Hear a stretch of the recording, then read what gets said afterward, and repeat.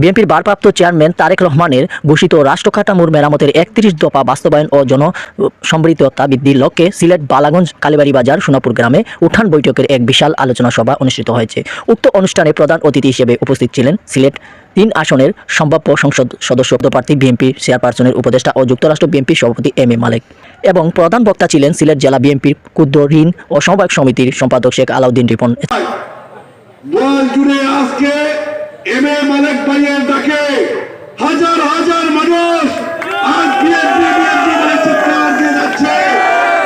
তাদের শিশু ভোট দেওয়ার জন্য হাজার হাজার বয়সজনের মানুষ এখানে উপস্থিত হয়েছে। কোথায় সেই আপনাদের নির্যাতন, কোথায় সেই আপনাদের অন্যায় অত্যাচার? আপনারাই বলেছিলেন এই অঞ্চলে বিএনপি কে করে, বিএনপির লোক কোথায়? আজ দেখেন কালের পরিক্রমায় স্বাগত জানিয়ে